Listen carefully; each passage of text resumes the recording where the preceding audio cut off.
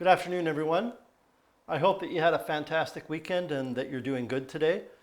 We're moving on today and looking at lesson 30.21, which deals with compositions of functions, and we're going to be covering this topic in 2 days. Once we're done with this topic, we're moving on to the final chapter of the course. So we're getting very, very near the end here. This lesson can be found on page 14 of your current lesson handout. I want to review with you the meaning of a function. And I know that in grade 10 and 11, your teachers teach you about functions and function notation, but I want to distill what you've been taught down to what's really, really important at this level. At this level, you have to think of a function as an operation. First and foremost, what is a function? It's an operation. Specifically, though, it's an operation that takes an input, which is the x-coordinate of a point on a graph, and it does something to that input to produce a single output. You're taught in earlier levels that if you put x in to an equation and you get more than one y coming out, then it's not a function. So we must produce a single output. So the input is x and the output is y. For example, if we look at the function f of x equals root x, if we wanted to find a value of y, which is an output, then you would have to put a value of x, which is an input, into the function. So for example, if I put x equals 4 into the function, then I would change every x in the function at the top of the screen to a 4. And f of x equals root x would become f of 4 equals root 4, and root 4, which means the principal square root of 4, is 2. So when x is 4, y is 2. And I know what happens when I teach this to students at the 30-1 level. They sit there and they stare at it and they go, well, I know this. You don't have to explain it to me. It's really, really crucial that you understand this concept of input and output for today's lesson. Another example is if I said that the input was 9, so x is 9, then I would be looking at f of 9 equals root 9, and the principal square root of 9 is 3, so the output is 3. If I said, what is f of 1? I'm telling you that we are going to be using an input of 1, and you change x in the function to 1, and what comes out is the principal square root of 1, which is 1. By the way, I've said principal square root. What that means is the positive square root. There's no plus or minus here. Now I would like to show you a slightly different way to represent a function. And I think this becomes very useful. So that machine that you were looking at has a little hopper on the top that a number gets thrown into. The machine does something to that thing that's thrown into it, and it spits out a result. So this function, which is f of x, is taking an input of 3 and changing it to 8. And if I said, well, what's happening here? You might say, well, maybe the machine or the function is adding 5. And by the way, if it were adding 5, then the function would be f of x equals x plus 5. But when we take a look at the second picture, a 5 goes in and a 14 comes out. So clearly we're not adding 5, because if we added 5 to 5 in the second diagram, we wouldn't get 14.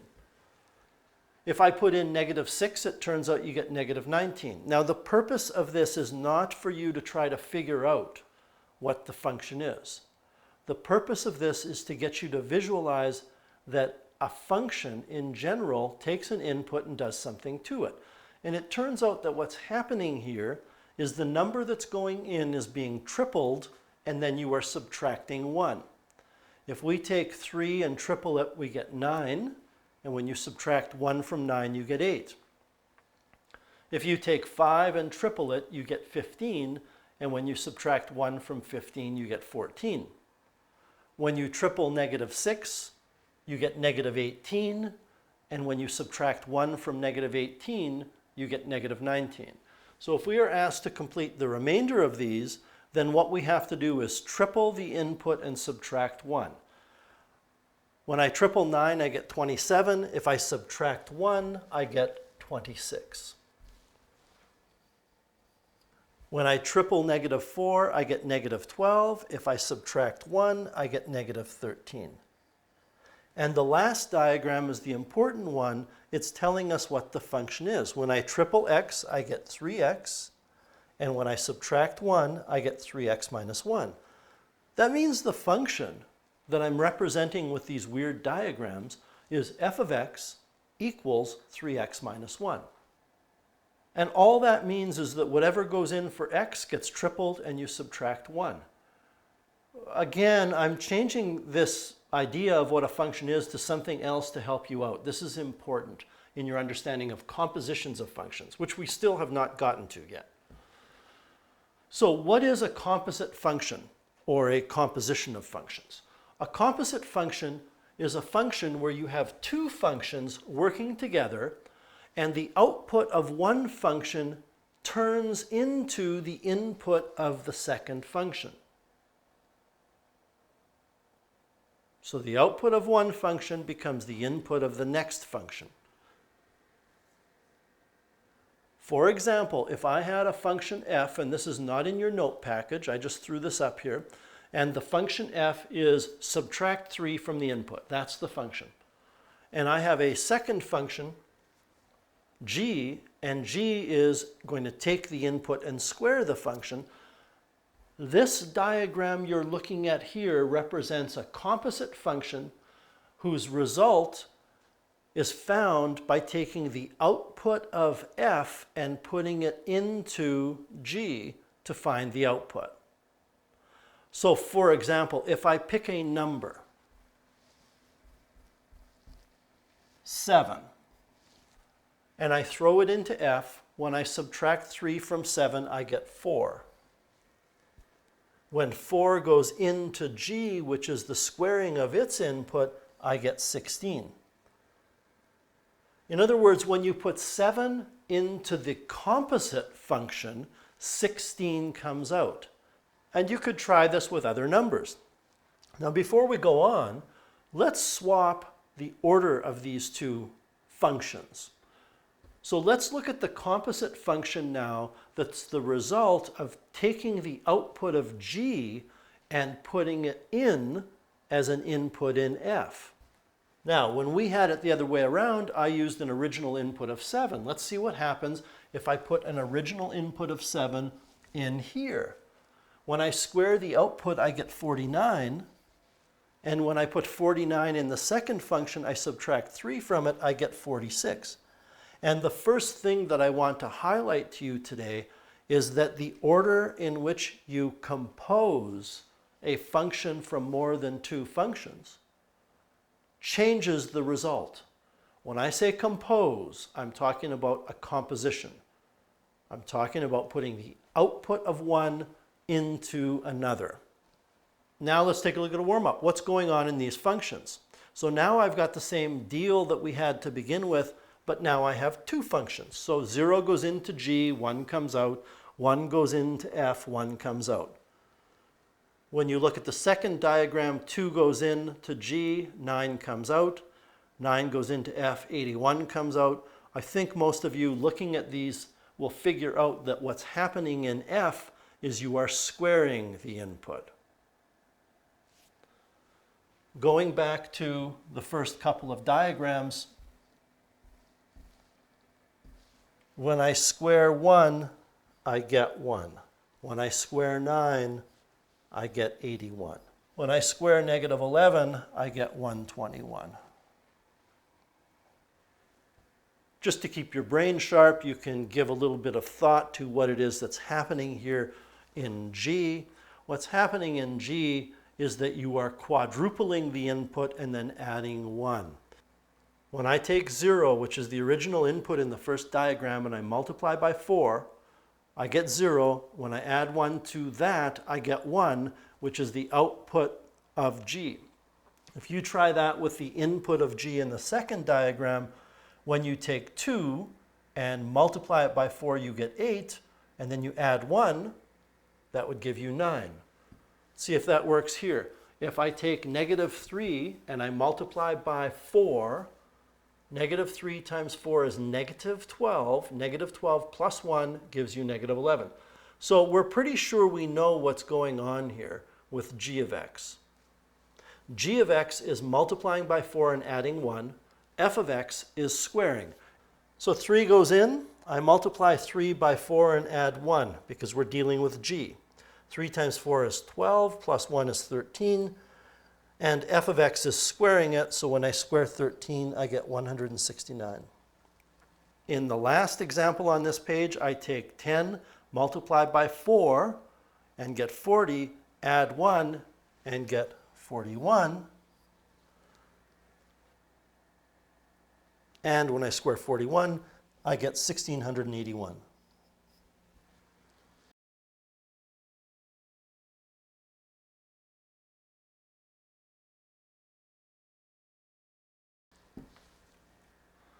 So f of x is 4x plus 1.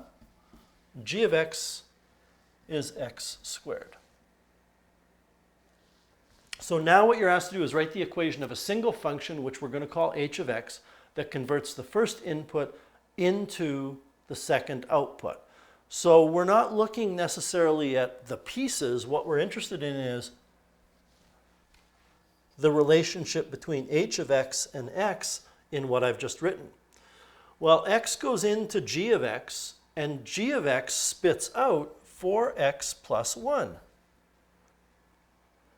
That goes into f of x, which means it's going to spit out 4x plus 1 squared, because f of x squares the input.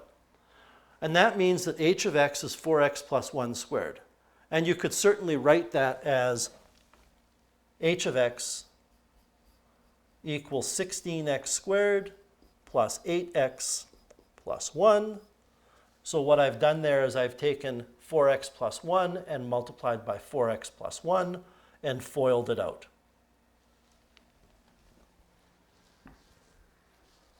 So the above method of combining functions is called a composition. And in the warm-up, h of x was the composition of f of x and g of x. And that particular composition is written using the notation you see.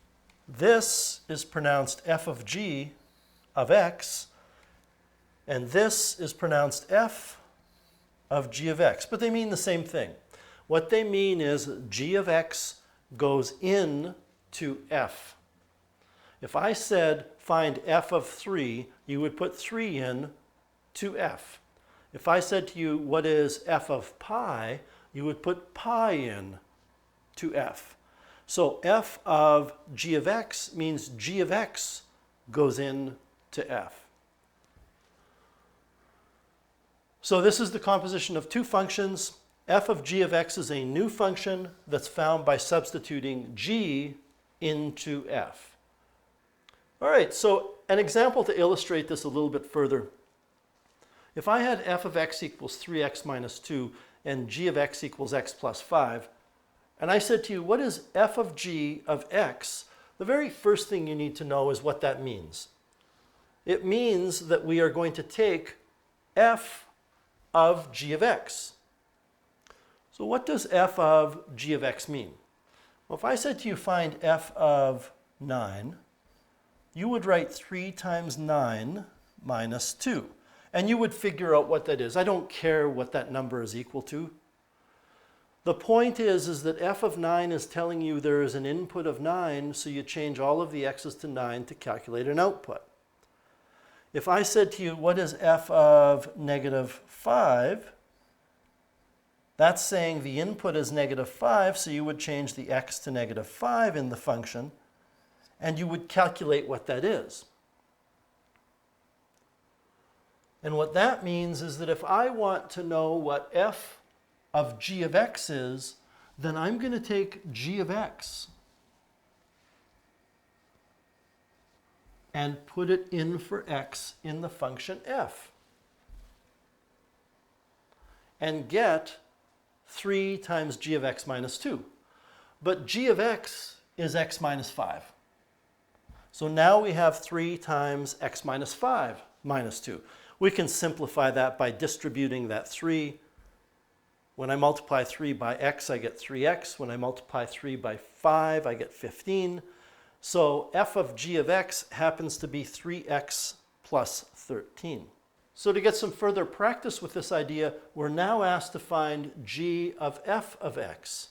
In the previous little warm-up in that box, we found f of g of x, and it was 3x plus 13. Now we're asked to find g of f of x. Well, that means that we are going to look at g of x, and we are going to be putting in f of x wherever there's an x in g of x. So g of x was the input plus 5. G of f of x will be f of x plus 5, which means g of f of x is equal to 3x plus 3. This can get very tricky because what's going to happen sometimes, of course, is you're going to get things backwards. You're going to end up putting g of x into f of x when you should be putting f of x into g of x. It requires some slow, careful, organized thought. All right, example 1 says we have f of x equals 4x, g of x equals x plus 6, h of x equals x squared, and we're asked to find f of g of 3. Well, if I told you to find f of 1, you know how to find f of 1. You have to put 1 in for x in f. If I said find f of pi, you would take a look at the function f and change the input to pi. Here we are asked to find f of g of 3. So I think the wisest move is for us to figure out what g of 3 is. G of x is x plus 6, which means g of 3 is 3 plus 6, so g of 3 is 9. So that means now that f of g of 3 becomes f of 9, because g of 3 is 9. Now how do we find f of 9? Well, f of x is 4x, so we replace every x with 9, and we get 4 times 9, which is 36. The answer to the question is f of g of 3 is 36. Now there is another way for you to visualize what's going on here, and I think as things get more complicated, this will be helpful to you. What f of g of 3 means is that 3 goes through g, whatever comes out of g goes through f, and whatever comes out of f is the answer to the question. So if we took this approach, I'm going to take 3 and put it through this function. This function is taking the input, which is x, and adding 6. When I take 3 plus 6, I get 9. Now I'm going to take the 9 and I'm going to put it into this function, which is 4x. So I take 9 times 4 and I get 36. And this notation, this schematic that I have at the top of the page, is very useful, and it's something I'm going to be using quite frequently. So what is g of h of negative 2? Well, what does that mean? It means we're going to take negative 2 and we're going to run it through the function h, and then we're going to take the result and run it through the function g to get our answer. It's very important that you understand that the number goes into the function that's right beside it, then the entire output goes into the function that's further out. You work from the inside out. So what number am I going to get coming out of h? Well, h of x is x squared, which means that if I put negative 2 in, I get negative 2 squared. So I get coming out of h the number 4. Now I have to run that 4 through g. Well, g of x is equal to x plus 6, which means g of my 4 will equal 4 plus 6, and 4 plus 6 is 10. So g of h of negative 2 is 10. All right, C, what is h of 2? There's nothing that says you can't do this. We're going to take 2, we're going to run it through h. Whatever comes out, we're going to run it through h. Whatever comes out is the answer. So h of x is x squared. H of x is x squared, which means h of 2 is 2 squared. What comes out of h the first time is the number 4. Now we have to run it through h. Well, h of x is x squared, which means h of the 4, which is going into x, is 4 squared. The answer to the question is h of 2 is 16. And by the way, this stuff that I'm writing at the bottom with simple functions like x plus 6 and 4x and x squared, I'm not really sure that you need to be writing all this down. Unless, of course, it's some kind of a written assignment where you have to show your work. The numbers that we're working with are so small and the arithmetic is so easy that you can just do it in your head. You probably don't need to write anything down.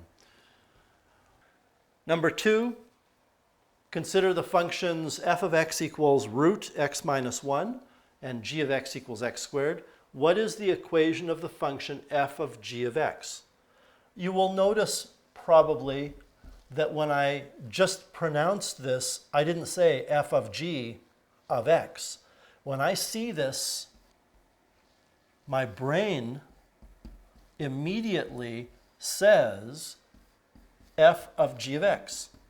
That's the stage that you want to get to. You don't want to have to stop every time you read a question and go, what does that notation mean? You should know what it means. So if f of x is the square root of x minus 1, then f of g of x is the square root of g of x minus 1. So we're pretty much done. All we have to do now is replace the g of x with what g of x actually is. G of x is x squared, so we can write f of g of x equals the square root of x squared minus 1. By the way, instead of writing this, you could have written f of x squared.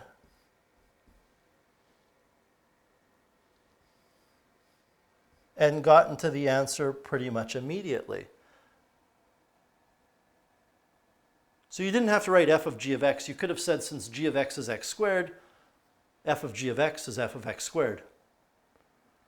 And this is going to require some thought on your part. Much of what I'm saying, no doubt, will be confusing at times. You have to stop and think. By the way, you cannot square root x squared and square root 1. There's nothing you can do to this to simplify it. It's done. So this time we are asked to determine g of f of x. What that means is g of f of x. Well, g of x is x squared. So g of f of x is f of x squared. That's tricky. If you look over here, g of 3 would be 3 squared. G of diamonds would be diamonds squared. G of pi would be pi squared.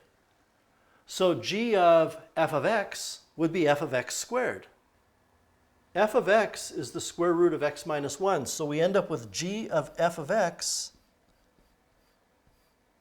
which we've said is f of x squared, will be x minus 1 as a square root squared. And we can certainly simplify this because the square of a square root, since those are inverse operations, they cancel each other, they undo each other, you're left with x minus 1. By the way, there are still restrictions to this function. Since part of this function had a square root of x minus 1, that means that x minus 1 must be a positive number, so x must be greater than or equal to 1. That restriction still is true here. Probably not that important, that restriction, to Math 30-1, but when I talk to my Math 31 students, and those students are going to be taking it next year, it is important. It's part of the original function. All right, use the following graphs to answer example 3. Once again, we've seen these functions. We've seen them in the last 2 lessons. So what does f of g of 3 mean? It means we're going to take 3, run it through g to get a number, take that number and run it through f, and this will be our answer. So what does it mean to say 3 goes into g? Remember that an input is an x-coordinate. This is an x-coordinate on g. And what's going to come out will be a y-coordinate on g. So when I take a look at 3 for an x-coordinate, which is here, on g, the y-coordinate coming out is 4. So 3 goes into g, 4 comes out. 4 is the y-coordinate on g. So now what we have to do is look at what that y-coordinate of g also is. That y-coordinate of g of 4 is also an x-coordinate of f. This is the whole idea behind a composition, that the y-coordinate coming out of one function becomes the x-coordinate going into the other. So now we look at an x-coordinate of 4, which is here, and we ask ourselves what the y-coordinate is on f, and the y-coordinate is -1, which means -1 comes out, and -1 is our answer. What is g of f of 3? Well, what we're going to do now is take 3. Remember, you work from the inside out. You're going to take 3 and put it into f, and then put the result into g. So 3 gets pushed through f, something comes out. Whatever comes out gets pushed through g, and whatever comes out of that is your answer. So 3, let's see. We go over here to 3, and we're looking at f. The point on f where x is 3 is that point, and that has a y-coordinate of 0. So when 3 goes into f, 0 comes out of f. Now 0 goes into g. This gets messy. So now I'm looking at putting 0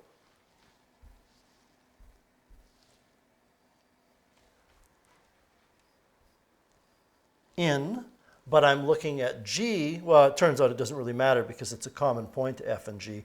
And what happens is I get 1 coming out. So the answer to this question is 1. 3 goes into f, 0 comes out. 0 goes into g, 1 comes out. Third example, g of 3. Okay, so 3 goes into g. Something comes out of g. Whatever comes out goes into g again, and then we have our answer. I'll tell you, this schematic, you guys, I think it's a very valuable tool. So we look at 3 going in, and we are looking now at g. G has an output of 4 when 3 goes in.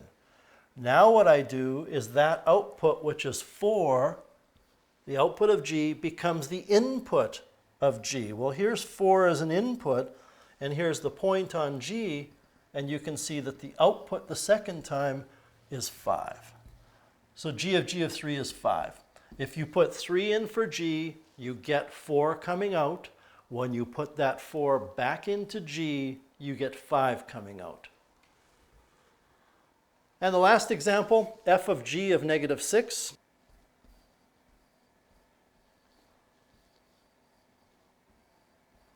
When I tell you that the schematic is valuable, it's so valuable, everybody, that I can't do these problems without writing it. I mean, I can, but if I do it without writing this visual representation of what's going on, I will be second guessing myself, and I will get the answer wrong sometimes. So we're going to be looking over here at -6 as an input. We are running it through g, and the point on g where the input is -6 has an output of 5. So 5 comes out of g. That means I go over here to 5, and now I'm looking at f. And f of x doesn't exist where x equals 5. There's no point where x equals 5 on the function f of x because 5 is not in the domain. So this is not defined. Your assignment is on page 502 of the textbook. There are 2 questions there, number 2 and 3, and then I would like you to do numbers 1, 2, and 3 attached to this lesson as well in your handout. I hope that made sense. Try to be organized and very careful and clear in your thought here. If you rush through some of this stuff, you will get wrong answers. Try to use that schematic wherever possible, showing what happens to the original input. And then tomorrow we're going to finish this off by looking at compositions that involve more than 2 functions. So have a great rest of the day, and we will talk to you soon.